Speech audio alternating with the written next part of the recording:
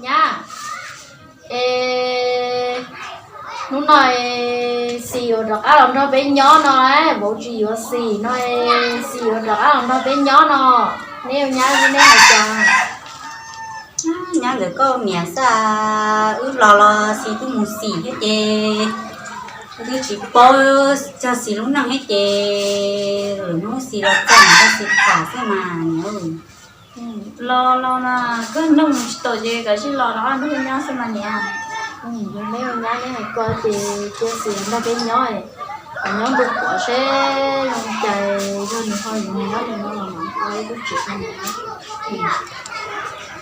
có mẹ là xì thấy cho lúc nào chỉ tổ chê cho cá lò trong cơm mà nè ngủ có cái không có thế ngủ ba học mà bên nào tiếp theo là xì lón là xì nó đấy quá đỡ mà lên đỡ nè số đủ hết chị và bố con mua thế rồi bằng cũng món nào trái với chị xì họ lò thế chị họ chỉ tông món nào thôi bánh nó mà bên nào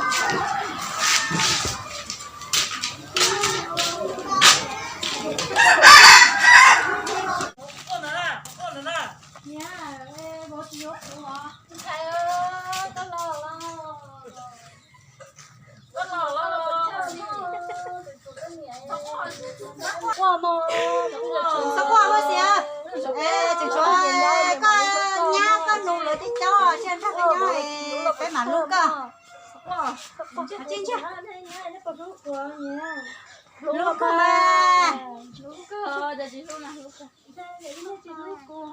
lúc cơ mà đi sắp ê cái chừng cho bé cái chống chè bé mà lúc cơ mà tới chết nha bác sĩ uống tháo là trẻ không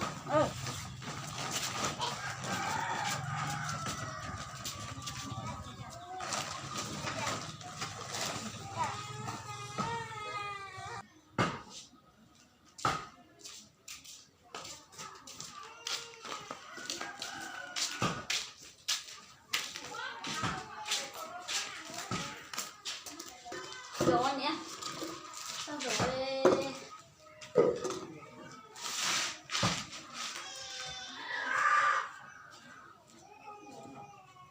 nhớ nó nói chuyện thế nào bây giờ bé ở bên nó chơi bé là giờ xỉa thế đó chỉ là chỉ có xỉa thế bé chẳng nhớ sao dạ đó luôn đi có 3 triệu bữa trời tay lái tôi lo sao trở lại rồi đó luôn đấy bây giờ xia nó thì bảo cái món lò này tiểu nó lò ở đó nó 3 triệu nha bữa nó bảo là cái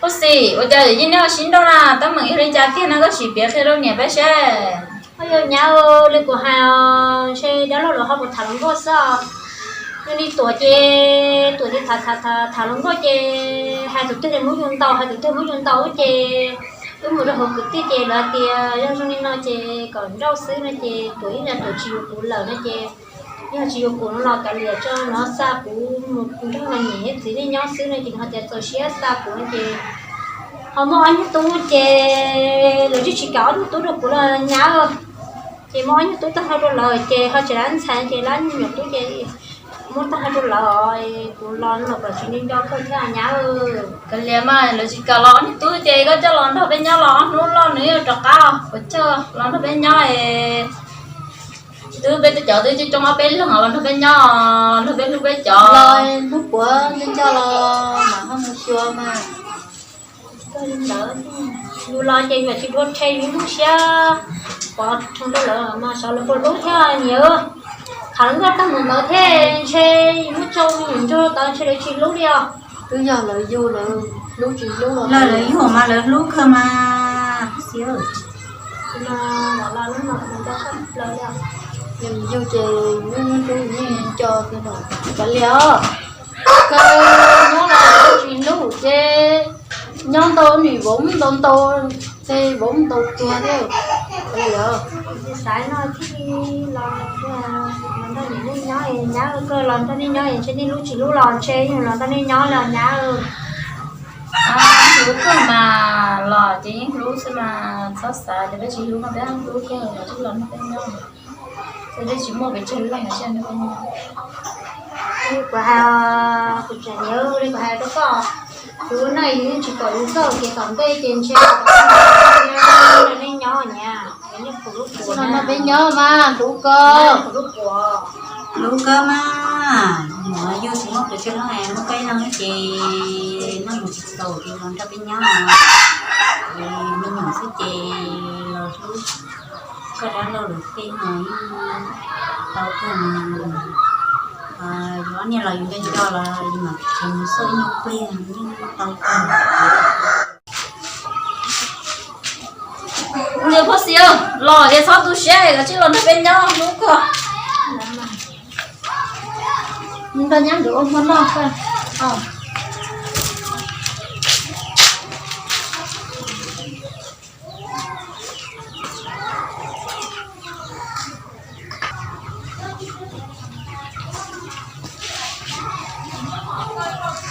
Có lọ, có gì? đấy là Ngủ lại lọ chưa?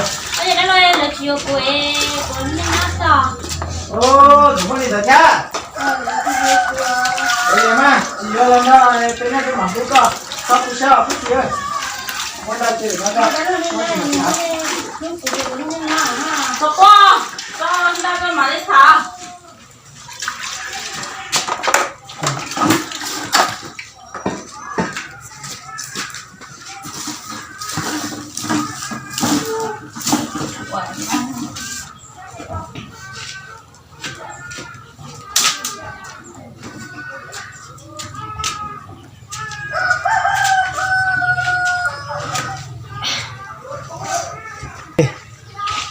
chị nên mà mày lại nên tôi chỉ là Lại rồi. Mù là chúng em lần nào chỉ bỏ chia để lao với sự cố cái cho một bên năm sao? đuổi theo lá chi nè Chỉ lại liền. Và cho một hồ cho tuần chế bên nào sao? Chỉ là cái nhớ. đó mà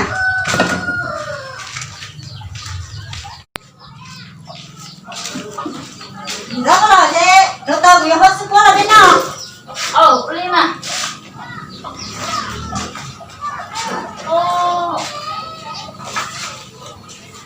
nó được về lấy cho con rồi nha bây giờ tôi phải tôi ít món này tôi chỉ lá chỉ là tôi ở bên sức nó lọt xe ở bên sức nó lọt xe lần này thôi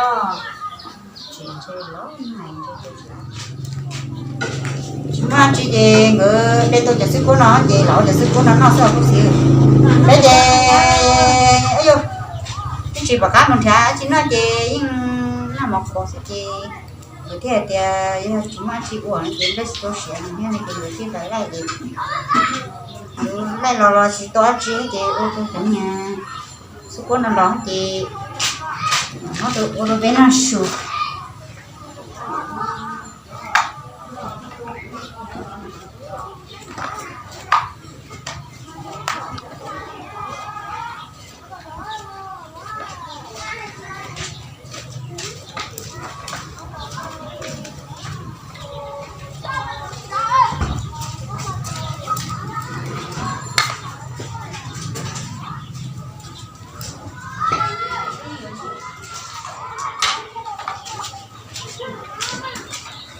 Okay.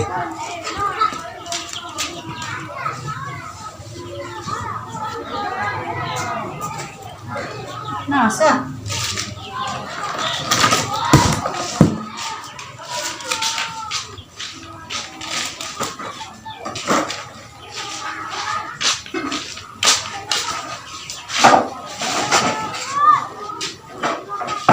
rồi thế đem bò em mua cho không nào con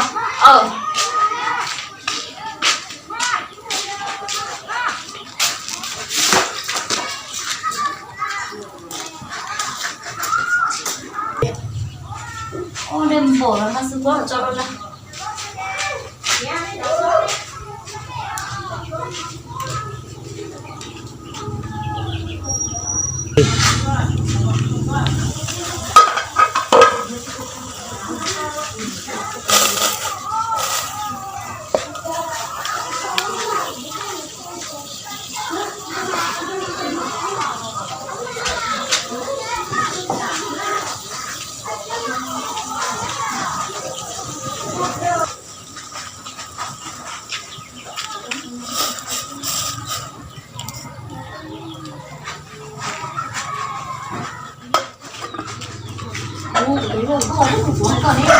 Xè sáng chơi đó.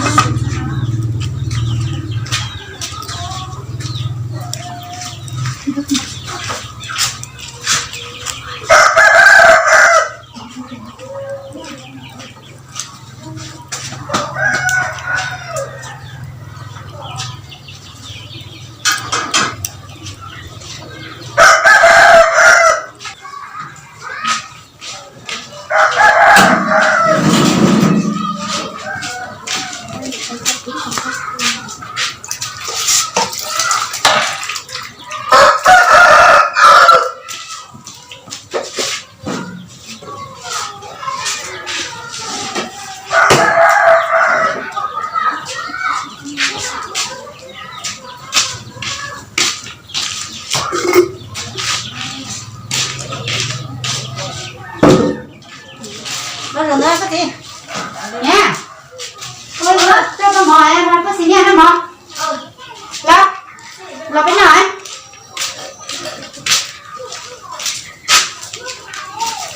Nó mỏ bút xíu. nó mở Nè nó ra lo lên nè.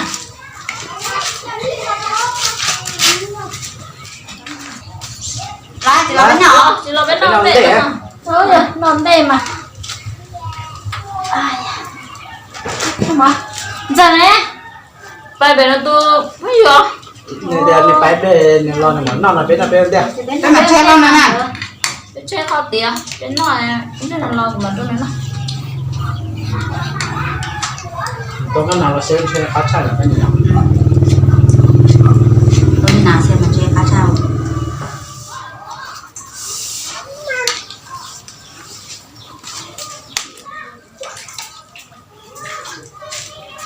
Không. Không có cho mà cắt cơm. Nè. Mua học ăn chè à? Đúng học ăn chế rồi. Tại hôm chơi rất là hay thì chơi cá này mua cô tôn chế rồi. Bắt cứ thế mà nhá. Lạnh không? Rồi chơi bài tôi lấy nào chơi với lạnh non nè. Bắt nó mà. Nó có xíu. Cái gì nó một cuốn rồi bé. Không cần mình bé là cái dẫn nói mà Thế nhá. nó chín non nè.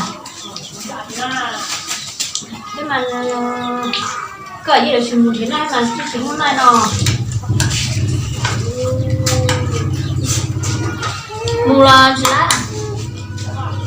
Mua là chỉ lá chơi cả liền, chỉ mua là cái nhà này mà nó này có gì nhà này mà cái đó là cũng trâu nên nó cái này mình chứ À, có thể sờ ra. Kalau chỉ nó tiếc ăn tiếc. trâu cái gì đâu nhưng mà nó cái này mình chứ này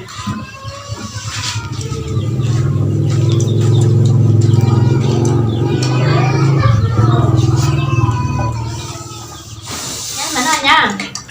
Nó đi à. Tiếc. Cho Nó có tiếc. cho cỏ nhá, chỉ cho nó chỉ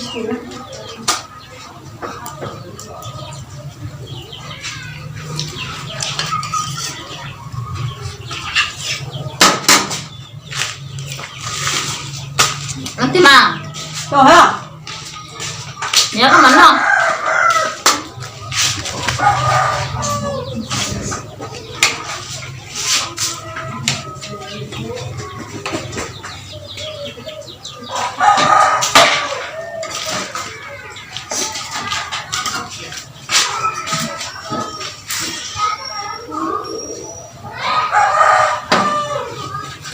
nhá.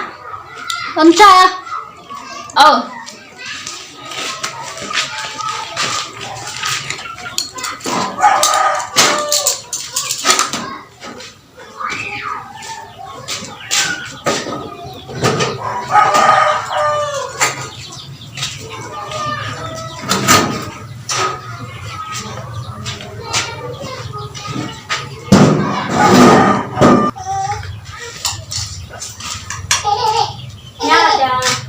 Chị nói để có hai chị đó không mới tiếp phụ nhà na nha.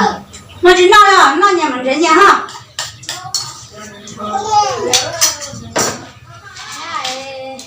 Có tên nó tải là nha. Nó một tà à, nhớ nó như mình thế nhiên à, nhớ đây nhớ chỉ nói uống à.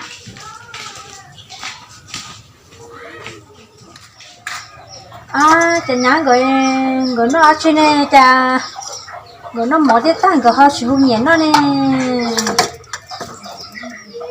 sao chỉ nó có chôm mò nè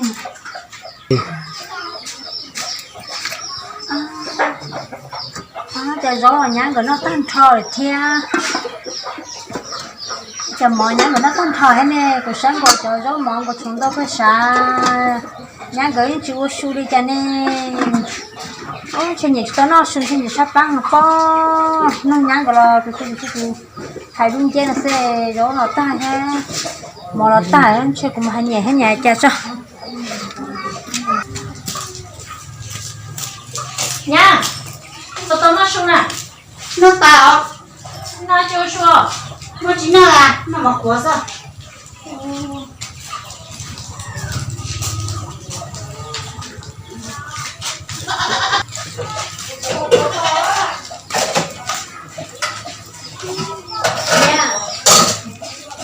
có một số nhà nè một kho không phải là trái nhiều kho đoàn nha nhiều kho rồi có chuyến nhà thì mỗi lần một thải thì không có một không kho đoàn gió chơi mua gió mà thì có chuyến nhà có trời cũng phải vậy à chuyến nhà này lại cũng được số minh truy đấy mà gió chơi với gió mà giờ ta xin nó lấy chuyện đó là không lấy cũng tay này bây giờ ta xin nó cái chuyện gì cũng tay là nè bây giờ xin nó cái tay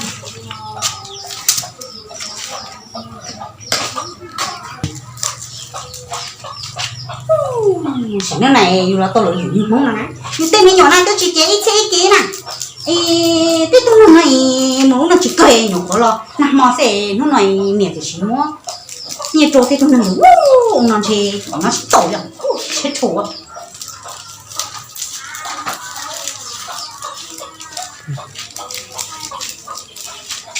để tê cho có dứa cha thôi đâu giờ thì cha tên mấy người này tôi chỉ chế thế kia lẹ ô cha nhưng bác sĩ đây nhỏ lo nằm mò nó này miệng chỉ chỉ mấy nhà đâu mùi nó khô ha cũng bố tôi cũng là của hai bữa sao lò anh nè lúc có xỉm nữa nè chỉ lúc đó mà ý là nếu chỉ to là đây hàng cái uống cái nó là yêu cụ thể yêu bác sĩ lo nè uống tu muốn nhảy kia đâu bác sĩ nữa nè họ từ cũ là cái cũ bác tôi cũng thế yêu sự này cái liao giờ thì chỉ hồ đi nó chơi tổn chơi cú đến thôi giờ tổn chơi à bây giờ cái tụi tôi có chỗ tổ chế chứ cũ giờ tụi nó mà cũng tổ sao bây giờ hay chỉ có là cú lắm cho chỗ có xì thiên những cái này tung rồi liao chúa cú thầu chứ bây giờ tụi nó mà cũng tổ sao cái tụi tôi mà có chi nhau sao giờ mà hai cái này theo yo cú hay là chúa chào